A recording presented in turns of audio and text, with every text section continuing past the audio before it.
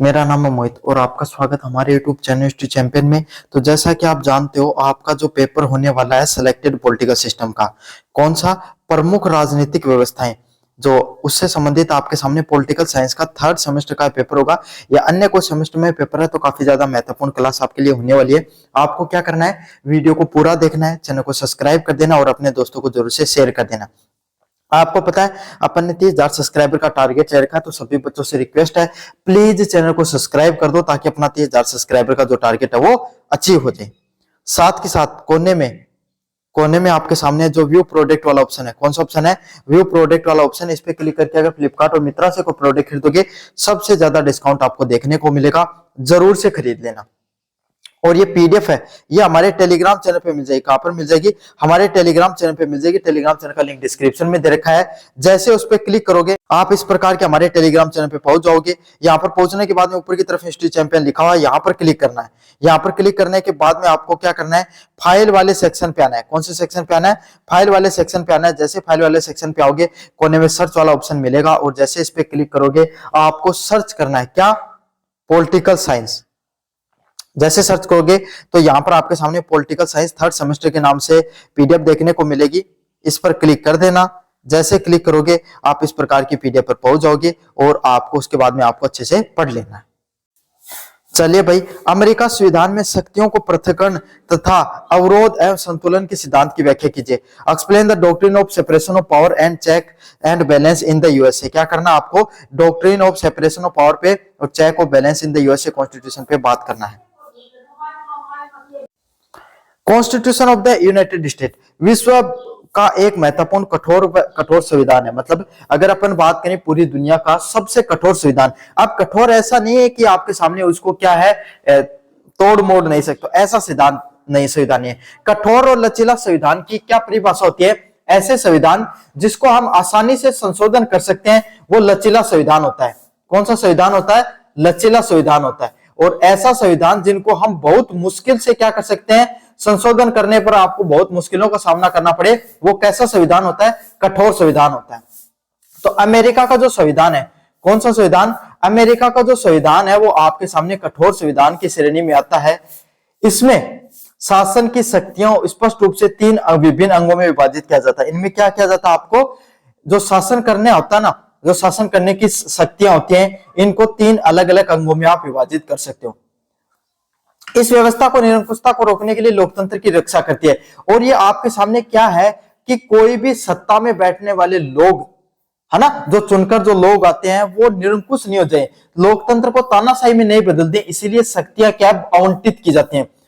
जैसे संसद है, संसद के पास शक्तियां हैं, उनको क्या करता है, न्यायपालिका क्या करता है, न्यायपालिका कंट्रोल करती है और न्यायपालिका को संसद कंट्रोल करती है। तो दोनों आपस में क्या करते हैं, आपके सामने संसद और कार्यपालिका को कौन कंट्रोल करता है, न्यायपालिका, और न्यायपालिका को संसद। तो इस तरीके से, और संसद है वो कार्यपालिका को भी नियंत्रित करती है। तो इस तरीके से आपस में सबकी शक्तियां बटी हुई है, सब एक दूसरे को क्या करते हैं, नियंत्रित करके रखते हैं ताकि कोई भी प्रकार की क्या नहीं हो, समस्या नहीं।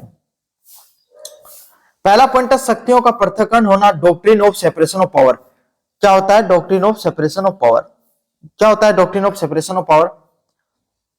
इस सिद्धांत के अनुसार शासन की शक्तियां 3 विभिन्न अंगों में विभाजित की जाती है। मतलब जो सेपरेशन, शक्तियों का जो पृथक्करण होता है, इस सिद्धांत में क्या होता है, इस सिद्धांत के अनुसार जो शासन, जो लोग राज करने वाले लोग हैं, इनकी शक्तियां 3 अलग अलग अंगों में विभाजित की जाती है। क्या किया जाता है, इनको 3 अलग अलग भागों में विभाजित किया जाता है और प्रत्येक अंग स्वतंत्र रूप से कार्य करता है। और क्या करता है, प्रत्येक जो अंग होता है वो अपना कार्य स्वतंत्र रूप से करता है। कैसे करता है, स्वतंत्र होता है भाई, अपना काम करने के लिए सारे के सारे अंग वो स्वतंत्र होते हैं।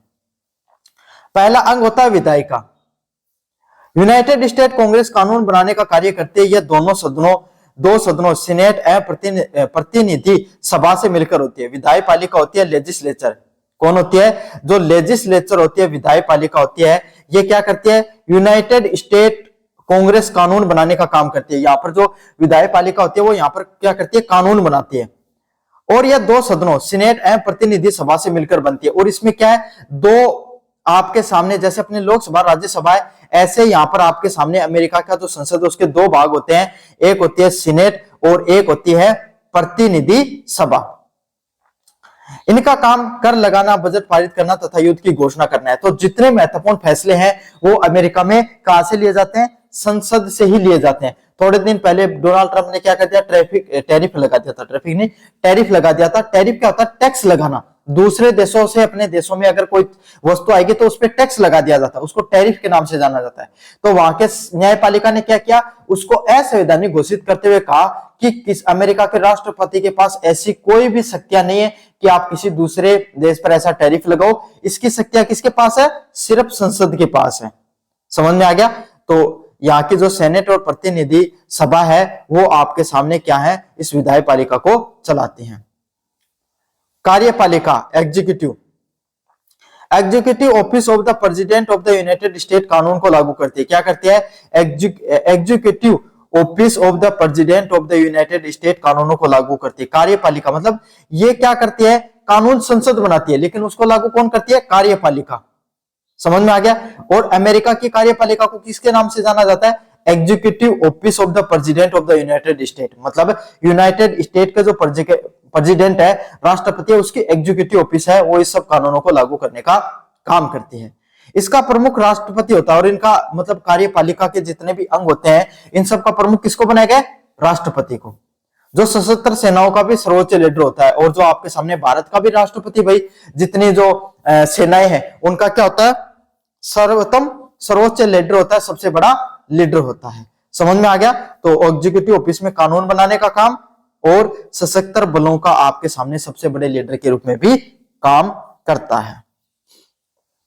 अगले वाला पॉइंट है न्यायपालिका, judiciary. Supreme court of the united state कानून की व्याख्या करती है और ये सुनिश्चित करती है कि कानून संविधान के अनुरूप है या नहीं।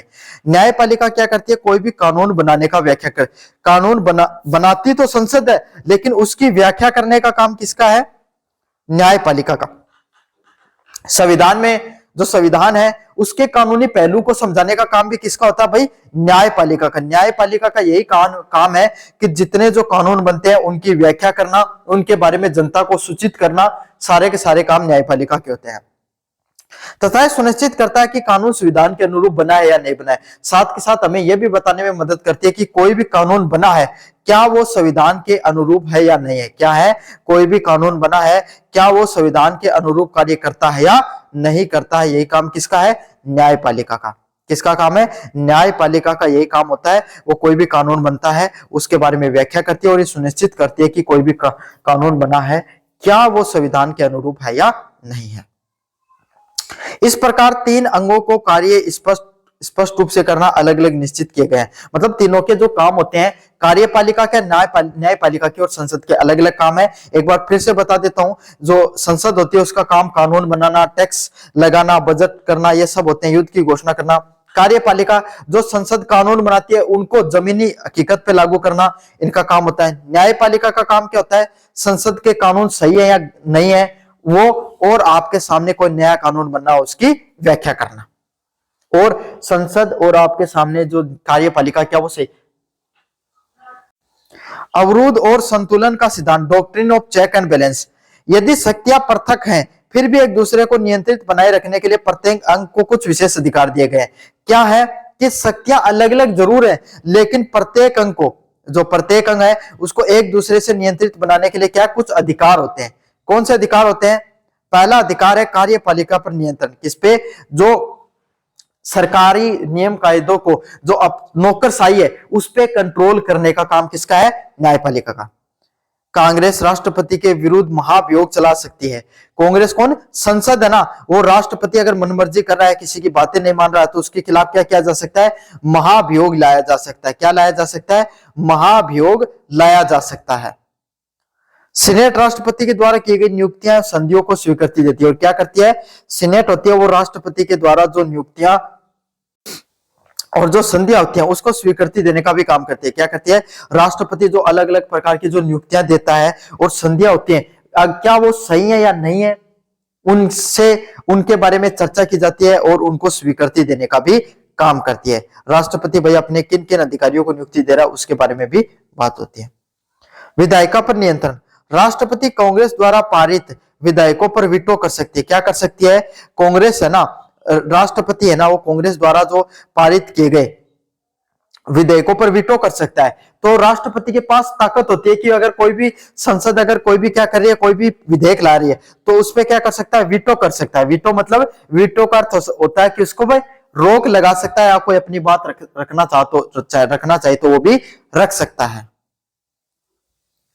न्यायपालिका के कानूनों को असंवैधानिक घोषित कर सकती है। विधायिका का काम क्या है, न्यायपालिका का कोई कानून है, किसका, न्यायपालिका का अगर कोई भी काम है तो उसको अगर असंवैधानिक घोषित करना है, क्या करना है, असंवैधानिक घोषित करना है, तो वो भी कर सकती है। क्या कर सकती है, अगर कोई भी न्यायपालिका का कोई कानून है, अगर वो कानून के अनुरूप नहीं है, उसको असंवैधानिक घोषित करना है, तो उसको असंवैधानिक भी घोषित कर सकती है जुडिशियल रिव्यू के तहत।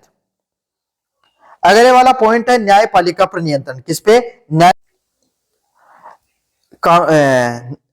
न्यायपालिका पर नियंत्रण। न्यायपालिका पर कैसे नियंत्रण होता है, राष्ट्रीय संघीय न्यायाधीशों की नियुक्ति करता है। राष्ट्रपति क्या करता है भाई, आपके सामने जो राष्ट्रपति होता है वो क्या करता है, संघीय न्यायाधीश, जो वहां पर जितने जो न्यायाधीश होते हैं, क्या होते हैं, जितने भी जो न्यायाधीश होते हैं, सबकी नियुक्ति कौन करता है भाई, आपके सामने जो राष्ट्रपति है वो करता है। सीनेट उनकी पुष्टि करता है कि जितने भी जो न्यायाधीश हैं, जो सुप्रीम कोर्ट के जो न्यायाधीश हैं, उनकी नियुक्ति राष्ट्रपति करता है, और जो सीनेट है, वहां की जो संसद है, वो उसकी पुष्टि करती है कि भाई इन इन लोगों की नियुक्ति की गई है। कांग्रेस न्यायालयों के अधिकार क्षेत्र को परिवर्तन कर सकती है। कांग्रेस क्या कर सकती है, जो न्यायालय हैं वो कौन कौन से मुद्दों पर अपने राय रख सकते हैं, अपना फैसला सुना सकते हैं, है ना, या नहीं सुना सकते हैं, इस पर क्या करती है, उनमें परिवर्तन कर सकती है। मतलब न्यायाधीशों को नियंत्रित कौन करती है, वहां की कांग्रेस या वहां की संसद वो नियंत्रित करती है। इस प्रकार प्रत्येक अंग दूसरे अंग की शक्ति पर अंकुश लगाता है, तो सब एक दूसरे को कंट्रोल करते हैं। समझ में आ गया। कार्यपालिका है वो आपके सामने क्या है, जो कांग्रेस राष्ट्रपति के खिलाफ महाभियोग ला सकती है ना, और राष्ट्रपति क्या करता है, उनको नियुक्तियां भी देने काम करता है। संसद का क्या काम होता है, कांग्रेस के जो राष्ट्रपति है, जो कांग्रेस होती है भाई, कांग्रेस संसद के तो सारे काम संसद के होते हैं लगभग। संसद पे राष्ट्रपति वीटो भी लगा सकता है ना। और न्यायपालिका जो सबसे महत्वपूर्ण होती है, उसके क्षेत्र अधिकार को क्या कौन डिसाइड करता है, संसद। तो इस प्रकार के एक दूसरे के जो क्षेत्र अधिकार हैं उसको बैलेंस एंड चेक किया जाता है। मैं तो निरंकुश शासन की रोकथाम। आप कोई भी एक सरकार में, एक सत्ता में कोई भी एक व्यक्ति इतना ताकतवर नहीं हो सकता कि वो सारी की सारी सत्ता पर काबिज हो जाए, तो निरंकुश सत्ता पर रोकथाम लगती है। लोकतंत्र उत्तरदायित्व का स्थापना। जो लोकतांत्रिक परंपराएं हैं वो उत्तरदायित्व हो, एक दूसरे पर क्या हो, उत्तरदायित्व वाली लोकतांत्रिक परंपराएं हो, ऐसी प्रकार की लोकतांत्रिक परंपराओं की क्या होती है, स्थापना होती है। इस प्रकार की लोकतांत्रिक परंपराएं हैं, उनकी स्थापना देखने को मिलती है। नागरिक स्वतंत्रताओं की सुरक्षा। जो लोग हैं उनको स्वतंत्रताएं क्या होती है, स्वतंत्रताएं, फ्रीडम मिलती है। नागरिक होते हैं उनको फ्रीडम की रक्षा भी होती है। शासन प्रणाली की स्थिरता और संतुलन। जो शासन प्रणाली है क्या है, जो शासन प्रणाली है उसमें स्थिरता और संतुलन देखने को मिलता है। अमेरिका संविधान में शक्तियों का पृथक्करण अवरोध संतुलन का सिद्धांत लोकतंत्र की मजबूती का आधार है। क्या है, अमेरिका संविधान में जो शक्तियों का जो बैलेंस एंड चेक किया जाता है, इससे क्या होता है, लोकतंत्र की मजबूती का आधार है। मतलब लोकतंत्र को इसी चीज से मजबूती मिलती है। कोई भी एक अंग, चाहे कार्यपालिका, चाहे न्यायपालिका, चाहे आपके सामने न्यायपालिका हो, कोई भी एक शक्ति ज्यादा मजबूत नहीं होती है, सभी एक दूसरे को बैलेंस एंड चेक करती रहती हैं। तो यही अमेरिका संविधान में शक्तियों की पृथक्करण व अवरोध के सिद्धांत के बारे में पढ़ा। ये आपके सामने प्रश्न ऐसे भी आ सकता है, अमेरिका के संविधान के बारे में विस्तार से बताइए, प्रश्न ऐसे भी आता है।